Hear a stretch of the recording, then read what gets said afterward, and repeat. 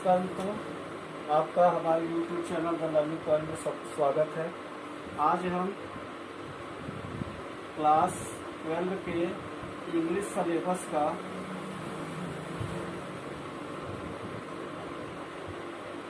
Section B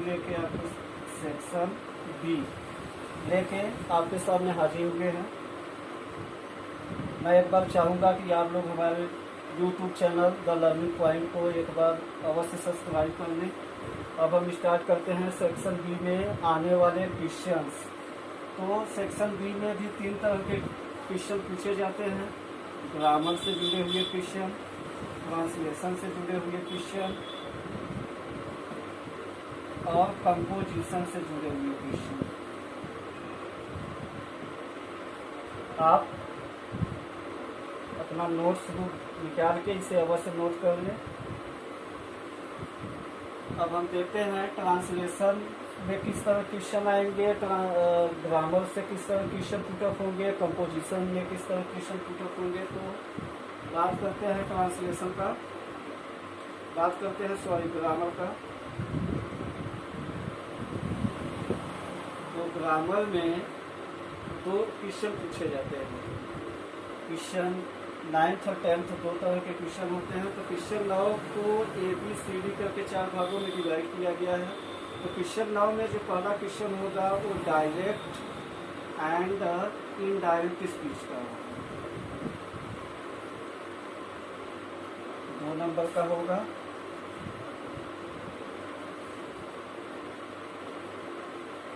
दो में से एक करने होंगे। डायरेक्ट इनडायरेक्ट 2 नंबर का होगा। 2 क्वेश्चन दिए जाएंगे ए और बी करके, जिसमें से आपको एक करने हैं। आपको पता है कि डायरेक्ट इनडायरेक्ट के सेंटेंसेज को टेंस, पर्सन और नियरेस्ट वर्ड्स के अकॉर्डिंग चेंज किया जाता है।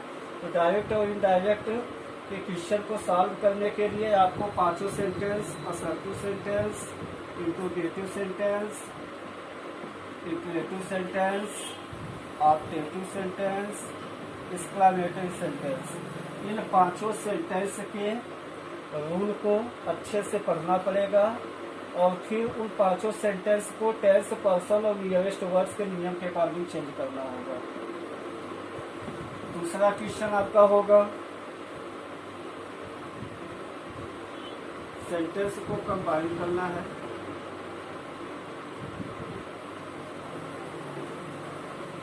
इसके लिए आपको पढ़ना पड़ेगा सिंथेसिस। आपके सिलेबस में एक चैप्टर है सिंथेसिस, उसे पढ़ना है और ये भी 2 नंबर का होगा। सिंथेसिस में हम 3 तरह के जो सेंटेंस है स्ट्रक्चर के अकॉर्डिंग, सिंपल सेंटेंस,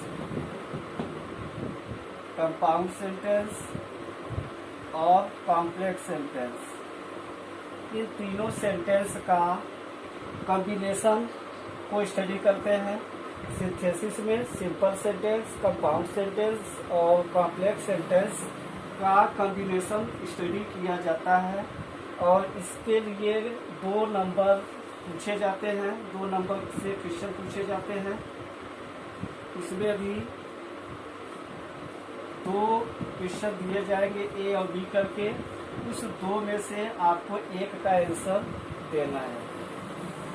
सिंपल में या कंपाउंड में या कॉम्प्लेक्स में सेंटेंस दिया जाएगा और उससे पूछा जाएगा कि आप सिंपल या कंपाउंड या कॉम्प्लेक्स में उसे कंबाइन कीजिए।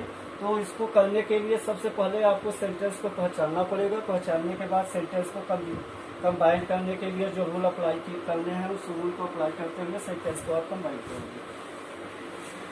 दूसरा क्वेश्चन ट्रांसफर का है। Transfer the sentence. इसके लिए आपको ट्रांसफॉर्मेशन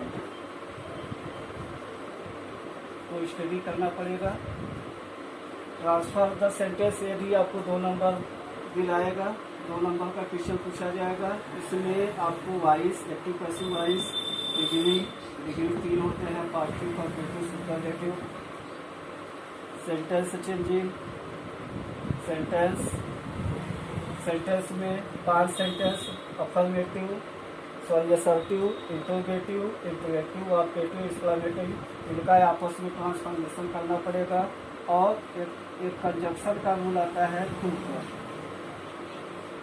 तो सेंटेंसेस दिए गए होते हैं, आपको कंजक्शन टू को हटा के वाक्य बनाना होता है या फिर कंजक्शन टू को लगा के वाक्य ट्रांसफर करना होता है। इसमें भी वही कंडीशन है, 2 वाक्य दिए जाएंगे, 2 में से आपको एक करना है। 2 सेंटेंस में से एक सेंटेंस वॉइस का दे दिया गया, डिग्री का दिया गया, उसमें से आपको एक करना है। मतलब इन 4 टॉपिक में से किसी से जुड़े हुए 2 क्वेश्चन दिए जाएंगे, 2 सेंटेंस दिए जाएंगे, उन्हें ट्रांसफर करके आपको ब्रैकेट में, पेपर में ब्रैकेट बना के दिया जाएगा और उसी में आपको ट्रांसफर करना होगा। जैसे एक्टिव का वाक्य दे दिया, ब्रैकेट में दे दिया पैसिव, तो आप एक्टिव से चेंज कर दीजिए पैसिव में। इस तरह का क्वेश्चन होगा। और अगला क्वेश्चन होगा डी जो होगा वो करेक्ट द सेंटेंस।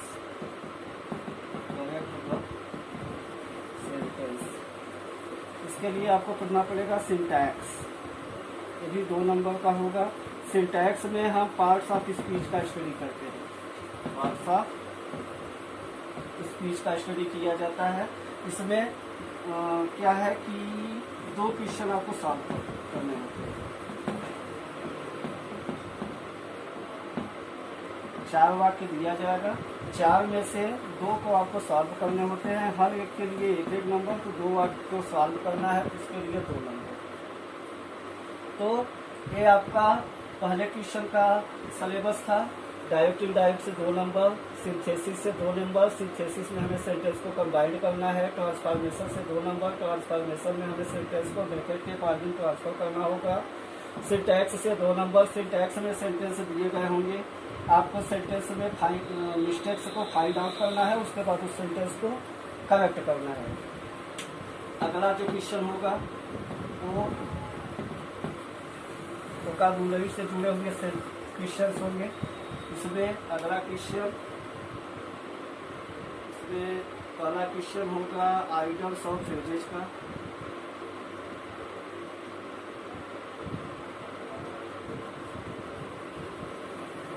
फिल करने हैं आपको, 5 दिया जाएगा, 5 में से 3 आपको करना है। हर एक के लिए 1-1 नंबर, तो 3 करने हैं, तो इसके लिए 3 नंबर। आइडल्स ऑफ फ्रेज का आपको मीनिंग लिखना है, मीनिंग लिखने के बाद उसे सेंटेंस में बनाना है। तो ये आपका हो गया आइडल्स फ्रेज का क्वेश्चन। दूसरा नंबर है एंटोनिम्स का क्वेश्चन, यानी पर्यायवाची के क्वेश्चन। 3 लिखने हैं, 1-1 नंबर का 3 होगा, तो भी 3 नंबर का होगा। अगला क्वेश्चन साइनेनिम्स का क्वेश्चन है, इसमें भी 3 लिखना है, 1-1 नंबर का, 3 है तो 3 नंबर। अगला क्वेश्चन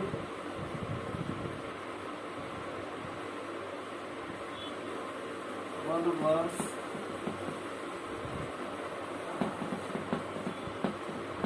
सब्स्टिट्यूशंस का होगा, वर्ड सब्स्टिट्यूशन का। इसमें भी 3 दिया जाएगा, 1-1 नंबर का होगा, तो ये भी 3 नंबर का। और अगला क्वेश्चन होमोफोन्स का 1-2 बताना होगा, तो 2 नंबर का। होमोफोन्स का मतलब मिलते जुलते शब्द, 2 शब्द दिए जाएंगे जो आपस में मिलते जुलते से लगेंगे, उसमें कुछ न कुछ चेंजिंग होगा, डिफरेंस होगा, उसी डिफरेंस को पता करके उसका आपको वर्ड मीनिंग लिखना है। 1 वर्ड सब्स्टिट्यूशन का मतलब अनेक शब्दों के लिए 1 शब्द, अनेक शब्द दिए जाएंगे, उनका 1 शब्द आपको बनाना पड़ेगा। साइनेनिम्स यानी पर्यायवाची वर्ड, 3 वर्ड दिए जाएंगे, उनका 3 और अदर मीनिंग लिखना है। एंटोनिम्स विलोम शब्द 3 वर्ड दिए जाएंगे, उनका अपोजिट वर्ड लिखना पड़ेगा। आइडल फ्रेज मुहावरा या लोकोक्तियाँ वाक्य में दिया जाएगा। 5 में से 3 करने हैं, उनका आपको मीनिंग लिखना है और फिर से अपने वाक्य में कन्वर्ट करना है। तो इससे कुल 3, 6, 9, 12, 2, 14। तो पहले क्वेश्चन से 8 नंबर, दूसरे क्वेश्चन से 14 नंबर, टोटल 22 नंबर, यानी ग्रामर से 22 नंबर के क्वेश्चंस आपके पेपर में पूछे जाएंगे। तो आपको एक रणनीति बनानी है, उसी के अकॉर्डिंग आपको अच्छे से तैयारी करनी है।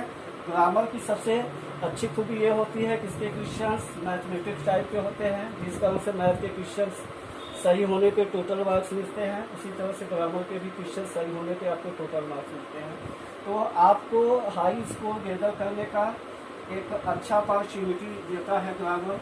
अगर आप इसे अच्छे से तैयार करें, इसकी अच्छे से प्रिपरेशन करें, तो आप अच्छे मार्क्स अचीव कर सकते हैं। अगला क्वेश्चन जो होता है वो ट्रांसलेशन से होता है। ट्रांसलेशन में केवल एक तरह के क्वेश्चन ही पूछे जाते हैं, translate into English from Hindi. Hindi से इंग्लिश में ट्रांसलेट करना होता है, इसके लिए 10 नंबर। एक कोई स्टोरी या किसी महान विभूतियों से जुड़े हुए कुछ कॉन्सेप्ट प्रसंग दिए जाते हैं और आपको उसका ट्रांसलेशन इंग्लिश में करना होता है, 10 नंबर का होता है। और फिर हम बढ़ते हैं अगले क्वेश्चन की तरफ। अगला जो क्वेश्चन होगा वो कंपोजिशन से जुड़ा हुआ क्वेश्चन होगा। इसमें 2 तरह के क्वेश्चन आएंगे।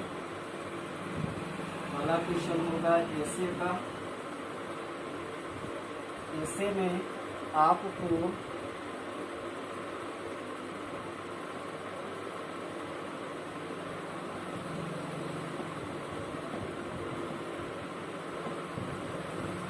चार या 5 टॉपिक में से एक टॉपिक पे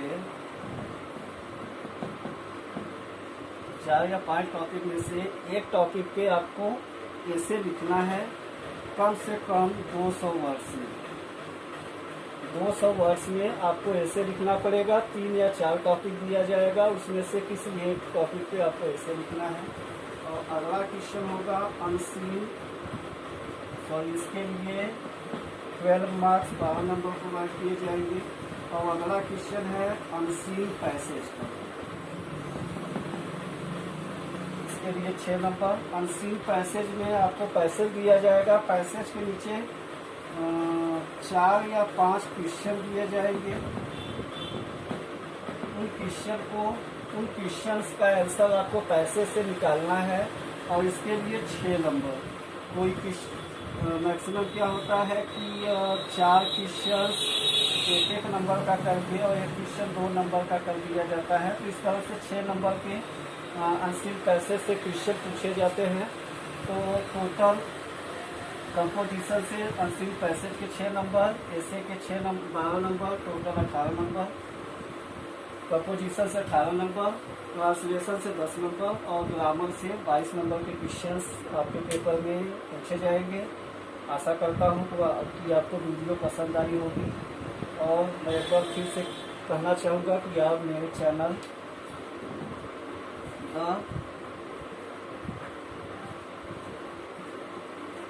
लर्निंग पॉइंट, नाम याद रखिएगा, द लर्निंग पॉइंट को सब्सक्राइब कर लीजिए ताकि हमारे द्वारा बनाए जाने वाला वीडियो आपको आसानी से मिलता है। Thank you very much.